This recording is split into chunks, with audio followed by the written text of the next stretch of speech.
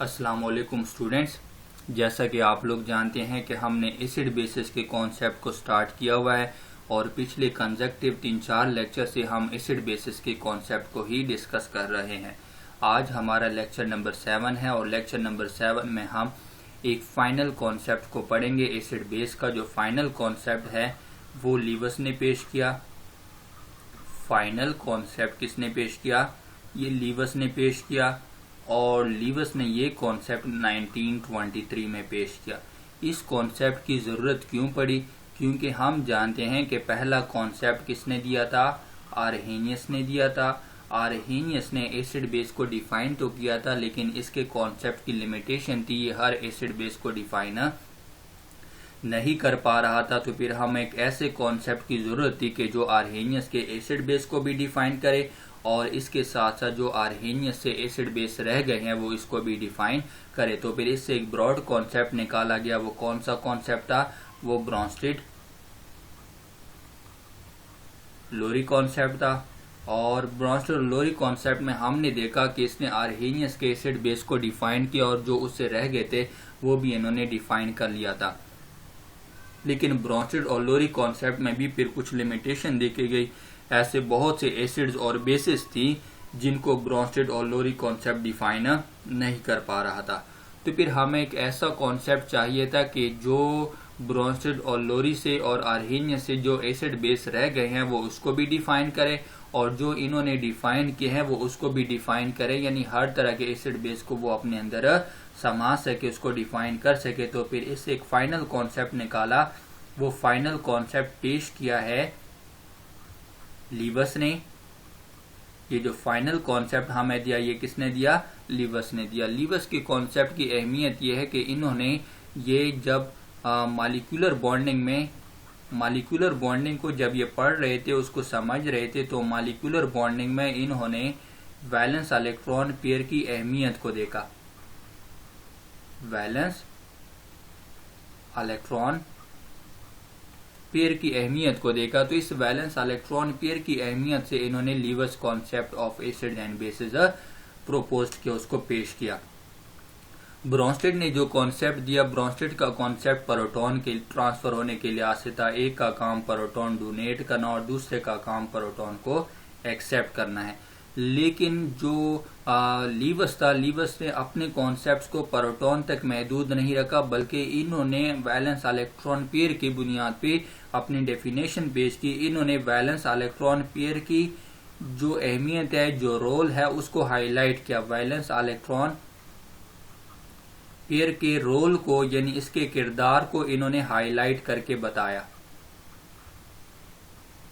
और इस तरह इन्होंने फिर नई डेफिनेशन बताई एसिड्स की और बेसिस की। इनके मुताबिक एसिड वो स्पीशीज है जो इलेक्ट्रॉन पेयर को एक्सेप्ट करे और बेस वो स्पीशीज है जो इलेक्ट्रॉन पेयर को डोनेट करे। तो इनके मुताबिक एसिड क्या है? जो इलेक्ट्रॉन पेयर को एक्सेप्ट करे। और बेस क्या है?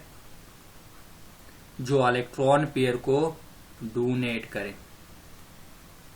तो एक डोनर है और दूसरा क्या है? एक्सेप्टर है। ये तो हमें डेफिनेशन बताई किसने? लीवस ने बताई। ये दोनों डेफिनेशन किसके लिहाज से? लीवस के लिहाज से। अब जरा आप आ जाए ब्रॉन्स्टेड के मुताबिक एसिड्स बेसिस क्या होती हैं, हम उसके साथ इसको रिलेट कर देते हैं कि क्या ये वाकई ब्रॉन्स्टेड के एसिड बेस को अपने अंदर डिफाइन कर भी रहा है कि नहीं कर रहा। तो ब्रॉन्स्टेड के कॉन्सेप्ट के मुताबिक एसिड वो स्पीशीज है जो प्रोटॉन डोनेट करे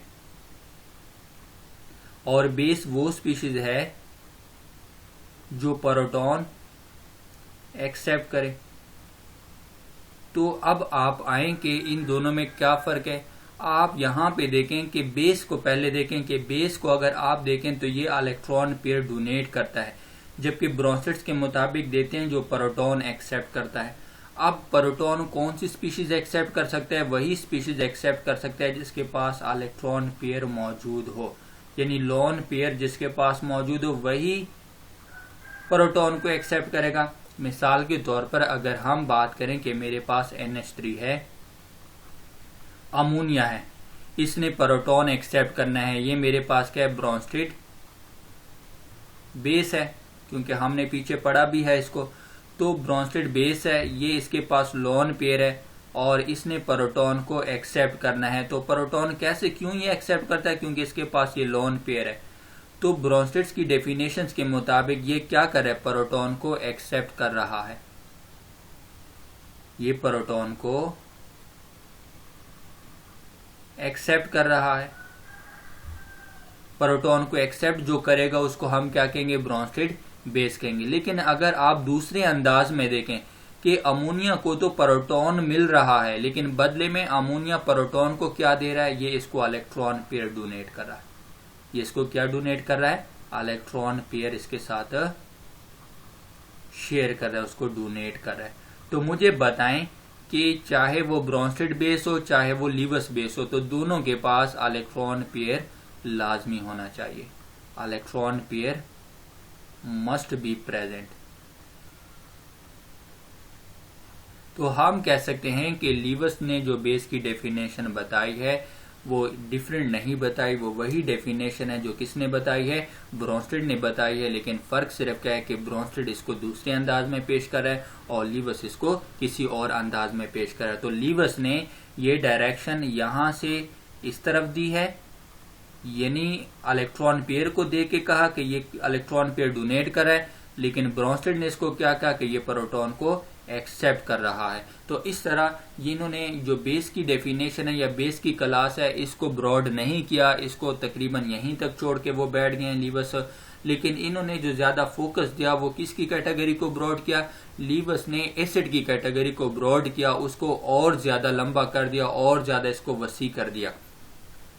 अब आप दोबारा फिर इसी डेफिनेशन की तरफ जब आएंगे तो हम देखते हैं कि जो लीवस बेस है और ब्रोंस्टेड बेस है, तो अभी मैंने कहा कि चाहे लीवस बेस हो और चाहे ब्रोंस्टेड बेस हो, दोनों के पास क्या होना चाहिए? Electron pair must be present. ये दोनों के लिए रिक्वायरमेंट है, दोनों के बेस के लिए रिक्वायरमेंट है। आपने देखा कि NH3 है, NH3 ये क्या कर रहा है? ये प्रोटॉन एक्सेप्ट कर रहा है। ये प्रोटॉन क्या कर रहा है? एक्सेप्ट कर रहा है। तो आप इसको क्या कहेंगे? ब्रोंस्टेड बेस कहेंगे। लेकिन अगर आप दूसरे अंदाज में देखें, ये वाला इलेक्ट्रॉन पेयर इसको दे रहा है, ऐसे ही है ना, ये इस प्रोटॉन को एक्सेप्ट कर रहा है और ये इसको क्या दे रहा है? इलेक्ट्रॉन पेयर दे रहा है। तो जब ये इलेक्ट्रॉन पेयर डोनेट कर रहा है तो फिर ये लीवस के मुताबिक क्या है? बेस है। तो हम कहेंगे कि जो इलेक्ट्रॉन पेयर डोनेट करेगा वो क्या कहलाएगा? लीवस बेस। तो ये लीवस बेस और ब्रोंस्टेड बेस में एक चीज कॉमन है और वो क्या है? इलेक्ट्रॉन पेयर कॉमन है। लेकिन अब आप लोग यहाँ पे एक और चीज भी नोट करें कि इन दोनों में हमने जो बात की है कि वो इलेक्ट्रॉन पेयर क्या है? कॉमन है। अब एक तरह से जो लीवस है उसने जो ब्रोंस्टेड के बेसिस है वो सारे को डिफाइन किया, लेकिन जो ब्रोंस्टेड बेस है वो सिर्फ क्या कहता है? उसने जो इलेक्ट्रॉन पेयर का कहा कि ये उसका जो ब्रोंस्टेड का बेस है वो इलेक्ट्रॉन पेयर सिर्फ किसको दे सकता है? प्रोटॉन को दे सकता है। यहाँ पे मैं लिख देता हूं NH3 है, ये मेरे पास ब्रोंस्टेड बेस है और ये इलेक्ट्रॉन पेयर सिर्फ किसको दे सकता है? प्रोटॉन को दे सकता है। तो ब्रोंस्टेड ने अपने ही बेस को एक लिमिट में रखा, सिर्फ कहां तक लिमिट में रखा? प्रोटॉन तक लिमिट में रखा। ये ब्रोंस्टेड की लिमिटेशन है कि इसने अपने ही बेस को कहां तक लिमिट में रखा? प्रोटॉन तक। यानी आप कह रहे हैं ना कि ये प्रोटॉन एक्सेप्ट करेगा तभी ब्रोंस्टेड बेस है, लेकिन मैं इसको इलेक्ट्रॉन पेयर के लिहाज से बता रहा हूं कि यह इलेक्ट्रॉन पेयर सिर्फ किसको दे सकता है? प्रोटॉन को ही दे सकता है। या ये सिर्फ एक्सेप्ट किसको कर सकता है? प्रोटॉन को ही एक्सेप्ट कर सकता है। तो इसका जो कॉन्सेप्ट है वो सिर्फ प्रोटॉन तक लिमिट में है। लेकिन अगर आप लीवस बेस को देखें तो लीवस क्या बताता है? लीवस कहता है कि NH3 किसी भी इलेक्ट्रॉन डेफिशिएंट स्पीशीज को दे सकता है। इलेक्ट्रॉन डेफिशिएंट स्पीशीज को। अब ये इलेक्ट्रॉन डेफिशिएंट स्पीशीज में क्या आता है, प्रोटॉन भी आता है, कोई मेटल्स वगैरह भी आ सकते हैं जिनका ऑक्टेट इनकम्प्लीट हो, कोई मॉलिक्यूल जिसमें सेंट्रल एटम का ऑक्टेट इनकम्प्लीट हो, तो कोई भी स्पीशीज यहाँ पे हो सकती है जो इलेक्ट्रॉन डेफिशिएंट हो। लेकिन ये किसके कॉन्सेप्ट के मुताबिक है, लीवस के कॉन्सेप्ट के मुताबिक है। लेकिन ब्रोंस्टेड्स के कॉन्सेप्ट के मुताबिक यहाँ पे सिर्फ कौन सी स्पीशीज हो सकती है, प्रोटॉन। तो हम कह सकते हैं कि लीवस ने सारे बेसिस को डिफाइन किया, यानी ब्रोंस्टेड्स के बेसिस को भी डिफाइन किया और जो ब्रोंस्टेड से रह गई थी उनको भी इन्होंने क्या किया है, डिफाइन किया है। अब आए यहाँ पे नेक्स्ट आ जाए। नेक्स्ट अब हम देखते हैं लीवस एसिड्स के बारे में। देखते हैं कि लीवस ने एसिड्स की कैटेगरी को बहुत ज्यादा ब्रॉड किया, बेस की कैटेगरी तकरीबन उन्होंने उतनी ही रखी, कम से कम जितनी वो ब्रोंस्टेड ने रखी थी। यानी डेफिनेशन एक तरह से दोनों की सेम है, लेकिन जो ब्रोंस्टेड्स की डेफिनेशन है वो प्रोटॉन तक महदूद है और जो लीवस की डेफिनेशन है उसने इलेक्ट्रॉन पेयर डोनेट करने की बात की। तो वो हर एक उस स्पीशीज को इलेक्ट्रॉन पेयर डोनेट कर सकता है जो इलेक्ट्रॉन डेफिशिएंट हो, और जो ब्रोंस्टेड बेस है वो सिर्फ इलेक्ट्रॉन पेयर किसको दे सकता है, प्रोटॉन को दे सकता है। तो ये लिमिटेशन आ गई थी वहां पे। अब लीवस ने जो अपनी एसिड की कैटेगरी है इसको बहुत ज्यादा ब्रॉड किया, बहुत ज्यादा वसी किया। किस अंदाज में वसी किया कि अगर हम दोनों का कंपैरिजन करें तो जो अगर हम बात करें कि लीवस ने, जो ब्रोंस्टेड ने कहा, ब्रोंस्टेड के मुताबिक एसिड वो स्पीशीज है जो प्रोटॉन डोनेट करता है, जो प्रोटॉन डोनेट करे। अब HCl है, हम कहते हैं ये ब्रोंस्टेड एसिड है। इसी तरह अब H2SO4 है, ये ब्रोंस्टेड एसिड है। HNO3 है, ये ब्रोंस्टेड एसिड है क्योंकि ये प्रोटॉन दे सकते हैं। लेकिन कार्बन डाइऑक्साइड है, ये एसिड है लेकिन इसके पास प्रोटॉन नहीं है, ब्रोंस्टेड इसको डिफाइन नहीं कर पा रहा। इसी तरह अगर आप बात करें कॉपर आयन की, ये भी एसिड है लेकिन ब्रोंस्टेड इसको डिफाइन नहीं कर पा रहा क्योंकि ना ये प्रोटॉन दे सकता है ना ये प्रोटॉन दे सकता है क्योंकि इनके पास कोई प्रोटॉन नहीं है। ये यहाँ भी इसकी क्या आ गई है, लिमिटेशन आ गई। ये सिर्फ किन स्पीशीज को डिफाइन करता है, प्रोटॉन या हाइड्रोजन कंटेनिंग स्पीशीज को डिफाइन करता है। तो ब्रोंस्टेड ने जब प्रोटॉन यानी प्रोटॉन के लिहाज से एसिड बेस की डेफिनेशन की, जब ये कहा कि सिर्फ हाइड्रोजन कंटेनिंग स्पीशीज ही एसिड्स कहलाएंगे, तो लीवस ने इस बात पर एतराज किया, ऑब्जेक्शन किया। ऑब्जेक्शन ये किया, उन्होंने कहा कि अगर हम सिर्फ हाइड्रोजन कंटेनिंग स्पीशीज को ही एसिड कहें, यानी अगर हम सिर्फ कहें कि HCl एसिड है, H2SO4 एसिड है, HNO3 एसिड है, अगर हाइड्रोजन कंटेनिंग स्पीशीज को ही एसिड कहा जाए तो इससे केमिस्ट्री को समझने में बहुत ज्यादा मसाइल पैदा हो सकते हैं। वो मसाइल क्या है, अब कार्बन डाइऑक्साइड एसिड है लेकिन ब्रोंस्टेड के मुताबिक तो ये नहीं है, कोई स्पीशीज नहीं है। इसी तरह कॉपर आयन भी एसिड है, ये भी इसको डिफाइन नहीं करा। तो वो कहते हैं कि हाइड्रोजन तक ही एसिड बेस को महदूद रखना ये बेवकूफ़ी है। अगर मैं ये कहूं कि हाइड्रोजन कंटेनिंग स्पीशीज एसिड है तो इससे केमिस्ट्री में बहुत ज्यादा मसाइल पैदा होंगे। ऐसे बहुत सी स्पीशीज हैं जो एसिडिक है लेकिन उनमें हाइड्रोजन मौजूद नहीं है। जिस तरह पहले जमाने में शुरू में ऑक्सीडाइजिंग एजेंट को सिर्फ ऑक्सीजन कंटेनिंग स्पीशीज को ऑक्सीडाइजिंग एजेंट कहा जाता था, ऑक्सीजन कंटेनिंग स्पीशीज को ऑक्सीडाइजिंग एजेंट कहा जाता था। और ये भी उस वक्त क्या था, एक गलत मतलब एक महदूद कॉन्सेप्ट था कि हम कह सकते हैं कि ऑक्सीडाइजिंग एजेंट सिर्फ ऑक्सीजन कंटेनिंग स्पीशीज को कहना, इससे भी केमिस्ट्री में बहुत ज्यादा मसाइल पैदा हो सकते हैं। तो फिर इस तरह इस कॉन्सेप्ट को भी ब्रॉड करके कहां तक लेके गए, इलेक्ट्रॉन की तरफ लेके गए। इलेक्ट्रॉन का लॉस होना, इलेक्ट्रॉन का एक्सेप्ट होना, तो इस तरह कई डेफिनेशन फिर ऑक्सीडाइजिंग एजेंट की दी गई। जो शुरू में जो कॉन्सेप्ट था, पहला पुराना क्लासिकल कॉन्सेप्ट था, वो ऑक्सीजन कंटेनिंग स्पीशीज के लिए था। तो उन्होंने कहा कि जिस तरह अगर हम ऑक्सीडाइजिंग एजेंट्स की टर्मिनोलॉजी को सिर्फ ऑक्सीजन कंटेनिंग स्पीशीज के लिए महदूद रखें तो इससे भी बहुत से मसाइल पैदा हो सकते हैं। और अगर हम हाइड्रोजन कंटेनिंग रिमेनिंग स्पीशीज को एसिड्स कहेंगे, तो इससे भी केमिस्ट्री को समझने में बहुत ज़्यादा मसाइल पैदा हो सकते हैं। तो इस तरह इन्होंने एक ब्रॉड कॉन्सेप्ट दिया जो हर तरह के एसिड्स को डिफाइन करता है। इनके मुताबिक अगर हम कहें तो जो ब्रॉन्स्टेड ने कहा कि HCl क्या है, ये एक एसिड है। ये क्या रिलीज कर देता है, ये प्रोटॉन दे देता है और साथ में क्लोराइड आयन दे देता है। लेकिन लीवस के मुताबिक प्रोटॉन खुद क्या है, एक लीवस बेस है। तो हम कह सकते हैं कि लाजमी बात है ये प्रोटॉन किसका पार्ट था, इस HCl का पार्ट था। तो इस HCl का पार्ट है तो ये क्या कहलाएगा, लीवस बेस भी कहलाएगा। तो ये लीवस मेरे पास क्या है, सॉरी ये लीवस एसिड है, ठीक है। ये प्रोटॉन खुद क्या है, एक लीवस एसिड है, क्योंकि ये HCl मेरे पास एसिड है, इसने प्रोटॉन डोनेट किया और प्रोटॉन के लॉस होने से ये प्रोटॉन लॉस कर दिया इसने। अब ये लीवस के मुताबिक किसी भी बेस से इलेक्ट्रॉन पेयर को एक्सेप्ट कर सकता है।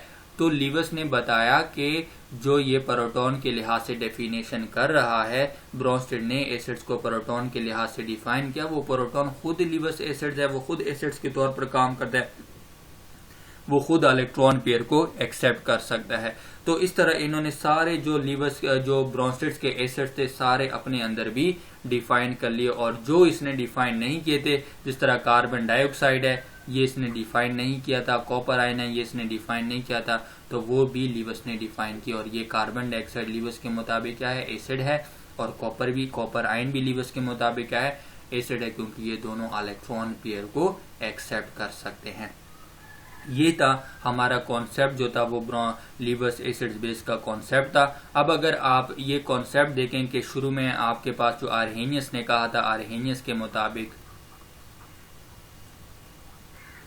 के मुताबिक अगर आप देखें कि HCl है, ये क्या लॉस कर देता है, प्रोटॉन दे देता है पानी में।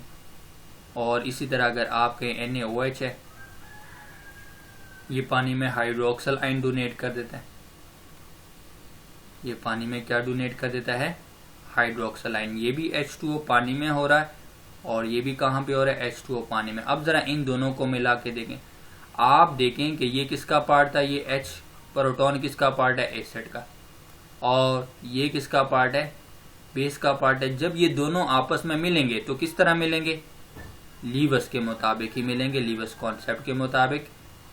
और ये OH आयन है और यहाँ पे इसके पास क्या, ये लोन पेयर है, तो ये लोन पेयर इसको क्या कर देता है, दे देता है। तो हम कह सकते हैं कि जो आर्हेनियस ने बेस डिफाइन किए उसको लीवस ने भी डिफाइन किया, और जो आर्हेनियस ने एसिड डिफाइन किया उसको लीवस ने भी डिफाइन किया। तो ये क्या इलेक्ट्रॉन पेयर दे रहा है, तो ये क्या कहलाएगा, लीवस बेस, और ये इलेक्ट्रॉन पेयर एक्सेप्ट कर रहा है तो ये क्या कहलाएगा, लीवस एसिड्स कहलाएगा। तो इस तरह इन्होंने आर्हेनियस के एसिड बेस को भी डिफाइन किया, वो भी सारे इसी कैटेगरी में आते हैं। इसी तरह अब हमने देखा कि HCl है ब्रॉन्स्टेड के मुताबिक और ये NH3 है। ये मेरे पास क्या है, HCl और NH3। यहां से ये प्रोटॉन लॉस होता है और ये प्रोटॉन निकल कर किसके पास जाता है, NH3 के पास जाता है, और क्या बनाता है, अमोनियम आयन बनाता है, और साथ में क्या बनता है, क्लोराइड आयन बनता है। अब आप इसको भी जरा देखें, ये मेरे पास क्या है, ब्रॉन्स्टेड एसिड है, क्योंकि ये प्रोटॉन डोनेट करता है और ये प्रोटॉन को एक्सेप्ट करता है, तो ये ब्रॉन्स्टेड बेस है। अब इसमें भी अगर आप देखें, यहां से प्रोटॉन जा रहा है इस NH3 के पास, NH3 है और ये प्रोटॉन इसकी तरफ आ रहा है, लेकिन कैसे आ रहा है, क्योंकि NH3 इसको क्या दे रहा है, इलेक्ट्रॉन पेयर दे रहा है। तो ये भी सारे इसकी डेफिनेशन में आ गए। NH3 यहां पे क्या हुआ, लीवस बेस, और ये क्या हुआ, लीवस एसिड। तो सिंपल हम कहेंगे कि जो एसिड बेस ब्रॉन्स्टेड और लोरी ने डिफाइन किए, जो एसिड बेस आर्हेनियस ने डिफाइन किए, वो सारे एसिड बेस इसी लीवस ने इलेक्ट्रॉन पेयर के लिहाज से डिफाइन करके बता दिया। इलेक्ट्रॉन पेयर का डोनेट होना, इलेक्ट्रॉन पेयर का एक्सेप्ट होना। तो इन्होंने एक जनरल कॉन्सेप्ट हमें दे दिया जो लीवस एसिड्स, जो आर्हेनियस एसिड बेस को भी डिफाइन करता है, जो ब्रोंस्टेड एसिड बेस को भी डिफाइन करता है, और जो इन्होंने डिफाइन नहीं किए थे वो भी इन्होंने डिफाइन करके दे दिया। अगर हम एक वेन डायग्राम देखें तो उससे हमें समझ आ जाएगी कि मेरे पास है आर्हेनियस एसिड बेस। तो आप देखें कि ये जो आर्हेनियस एसिड बेस थे ये मेरे पास है, इनकी कॉन्सेप्ट लिमिट में थी, लिमिटेशन में थी, लेकिन ये हर एसिड बेस को डिफाइन नहीं कर रहे थे। फिर अगला कॉन्सेप्ट हमारे पास किसने पेश किया? ब्रोंस्टेड ने पेश किया, ब्रोंस्टेड और लोरी ने। तो इसने आर्हेनियस के एसिड बेस को भी डिफाइन किया, और जो आर्हेनियस ने एसिड बेस वगैरह डिफाइन नहीं किए थे ब्रोंस्टेड लोरी ने, उनको भी डिफाइन किया। तो अगला कॉन्सेप्ट फिर हमारे पास क्या आ जाता है, वो है लीवस का।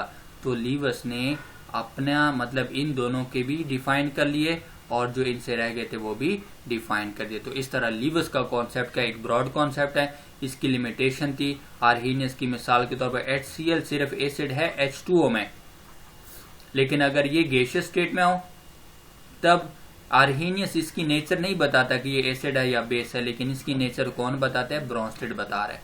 तो ब्रोंस्टेड ने हर मीडियम में इसकी नेचर बताना शुरू कर दी। तो इस तरह ब्रोंस्टेड का कॉन्सेप्ट आर्हेनियस से क्या हुआ, ब्रॉड हुआ। ये इनके एसिड बेसिस को डिफाइन करता है, और जो इनसे रह गए थे उसको भी डिफाइन करता है। अब ब्रोंस्टेड को अगर हम देखें तो ब्रोंस्टेड ने बताया कि HCl क्या है, एक एसिड है। इसी तरह NH3 क्या है, एक बेस है। तो हमें पता है कि ये NH3 क्या है, ये लीवस के मुताबिक भी बेस है, और ये HCl का जो H है ये लीवस के मुताबिक भी एसिड है। तो हम कह सकते हैं, तो लीवस ने ब्रोंस्टेड्स के जितने भी एसिड्स बेस थे उसको भी डिफाइन कर दिया। लेकिन अब हम कह सकते हैं कि मेरे पास कैल्शियम ऑक्साइड है, ये एक बेस है, ये बेस है, लेकिन ब्रोंस्टेड इसको डिफाइन नहीं कर रहा। इसी तरह मेरे पास क्या है, कार्बन डाइऑक्साइड एक एसिड है, लेकिन ब्रोंस्टेड इसको डिफाइन नहीं करा। कॉपर आयन एक एसिड है, लेकिन ब्रोंस्टेड इसको डिफाइन नहीं करा। तो ब्रोंस्टेड इनको डिफाइन नहीं करा।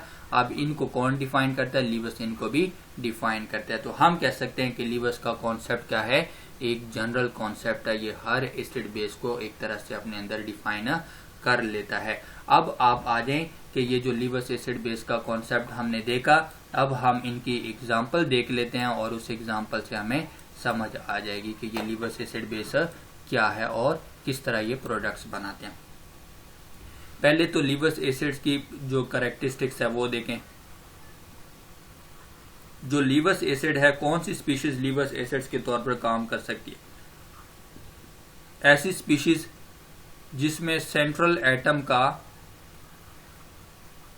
ऑक्टेट इनकम्प्लीट हो। ऑक्टेट क्या हो? इनकम्प्लीट हो, इलेक्ट्रॉन डेफिशिएंट हो। वो किसके तौर पर काम कर सकती है? लीवस एसिड्स के तौर पर। मिसाल के तौर पर मैं कहूं BF3 बोरॉन ट्राइफ्लोराइड, इसी तरह एल्यूमिनियम Cl3 एल्यूमिनियम ट्राइक्लोराइड वगैरह, ये इनका ऑक्टेट क्या है? इनकम्प्लीट है। इनके वैलेंस शेल्स के इर्द गिर्द 6 इलेक्ट्रॉन है। एल्यूमिनियम के इर्द गिर्द भी और बोरॉन के इर्द गिर्द भी 6 इलेक्ट्रॉन है। इस वजह से इनको अपने 8 पूरे करने के लिए एक इलेक्ट्रॉन पेयर चाहिए। तो ये किसके तौर पर काम करेंगे?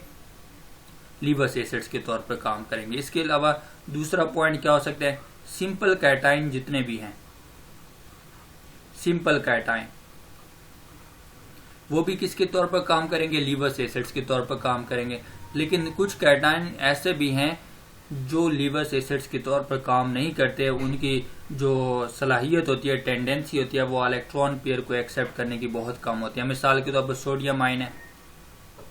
इसी तरह अगर हम बात करें कैल्शियम आयन है और पोटाशियम आयन है, ये इलेक्ट्रॉन पेयर को एक्सेप्ट नहीं करते। ये है तो कैटाइन है, लेकिन ये लीवस एसिड नहीं कहलाते। क्यों नहीं कहलाते? क्योंकि सोडियम ने अपना एक इलेक्ट्रॉन लॉस भी किस लिए किया? ऑक्टेट कंप्लीट करने के लिए। कैल्शियम ने अपने 2 इलेक्ट्रॉन लॉस भी इसलिए किया क्योंकि ऑक्टेट कंप्लीट करने के लिए। पोटाशियम ने अपना 1 इलेक्ट्रॉन लॉस भी इसलिए किया क्योंकि ऑक्टेट कंप्लीट करने के लिए। तो इनका ऑक्टेट कंप्लीट है। अगर ये 2 इलेक्ट्रॉन फिर से एक्सेप्ट करेंगे तो इनका ऑक्टेट इनकम्प्लीट हो जाएगा। इस वजह से हम कहेंगे कि ये एक तरह से लीवस एसिड्स के तौर पर आसानी से काम नहीं करते। लेकिन अगर हम देखें प्रोटॉन है मेरे पास और सिल्वर आयन वगैरह है, इनके पास वैकेंट ऑर्बिटल मौजूद होते हैं और ये बहुत आसानी से और तेजी से इलेक्ट्रॉन पेयर को एक्सेप्ट करते हैं, तो ये लीवस एसिड्स के तौर पर काम करेंगे। तो ये कैरेक्टरिस्टिक्स किसकी थी? लीवस एसिड की थी। इसी तरह लीवस बेस की तरफ आ जाएं कि लीवस बेस कौन सी स्पीशीज हो सकती हैं? लीवस बेस कोई भी न्यूट्रल स्पीशीज, कोई भी न्यूट्रल स्पीशीज जिसके पास क्या हो? लोन पेयर मौजूद हो। कोई भी न्यूट्रल स्पीशीज जिसके पास लोन पेयर मौजूद हो। मिसाल के तौर पर मेरे पास क्या है? NH3 है। NH3 को हम देख लेते हैं। NH3 क्या है?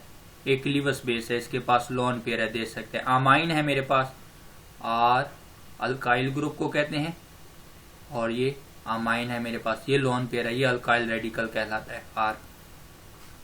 इसी तरह अल्कोहल है, इसके पास लोन पेयर ऑक्सीजन के पास ये है।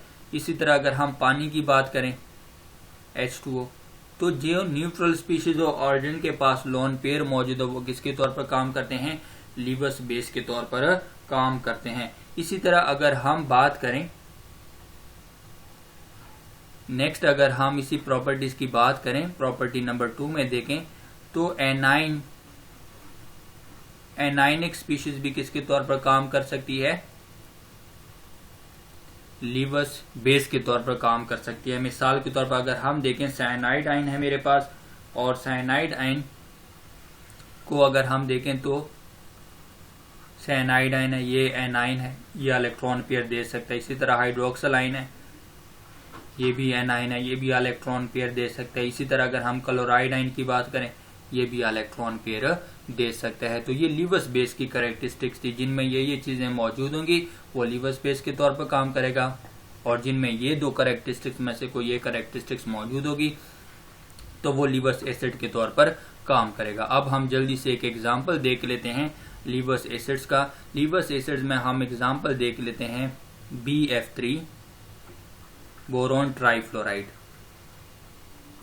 बोरोन ट्राइफ्लोराइड में देखते हैं बोरोन का एटॉमिक नंबर 5 होता है, इसके वैलेंस शेल में 3 इलेक्ट्रॉन होते हैं। एक इलेक्ट्रॉन इसका यहाँ पे है, दूसरा इसने इस फ्लोरीन के साथ, तीसरा इसने इस फ्लोरीन के साथ, और फ्लोरीन का एटॉमिक नंबर 9 होता है, इसके वैलेंस शेल में 7 इलेक्ट्रॉन होते हैं। इसने एक इलेक्ट्रॉन यहाँ पे शेयर किया, 1 2 3 4 5 6, और एक इलेक्ट्रॉन यह। इसी तरह यहाँ पे फ्लोरीन, इसको डॉट से रिप्रेजेंट करें, इसको हम डॉट से रिप्रेजेंट कर लेते हैं। ये मेरे पास क्या है? ये मेरे पास बोरोन ट्राइफ्लोराइड का स्ट्रक्चर बना। अगर आप देखें इस बोरोन के इर्द गिर्द कितने इलेक्ट्रॉन है? 6 इलेक्ट्रॉन है। 1 2 3 4 5 और 6 इलेक्ट्रॉन है। ये इलेक्ट्रॉन डेफिशिएंट है, इसको 8 पूरे करने हैं बोरोन को। 6 इलेक्ट्रॉन है तो कितने चाहिए? 2 इलेक्ट्रॉन इसको चाहिए, तो ये इलेक्ट्रॉन पेयर आसानी से एक्सेप्ट कर सकता है। अब आ जाए NH3 की तरफ।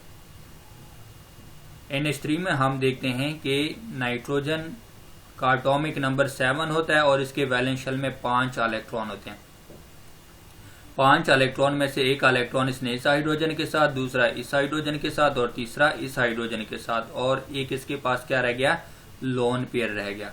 और ये वाला मेरे पास क्या है? हाइड्रोजन को देखें तो हाइड्रोजन ये आ गया, हाइड्रोजन ये है, और हाइड्रोजन ये आ गया मेरे पास। अब आप देख सकते हैं कि नाइट्रोजन का अपना ऑक्टेट कंप्लीट है और इसके पास ये लोन पेयर मौजूद है। ये लोन पेयर बेकार नहीं है, बल्कि ये किसी गरीब की मदद कर सकता है। ये नाइट्रोजन क्या कर देता है? अपना इलेक्ट्रॉन पेयर किसके साथ शेयर कर लेता है? इस बोरोन के साथ शेयर कर लेता है, बोरोन को दे देता है। तो हमने देखा कि यहाँ पे हमने इसको किससे रिप्रेजेंट किया?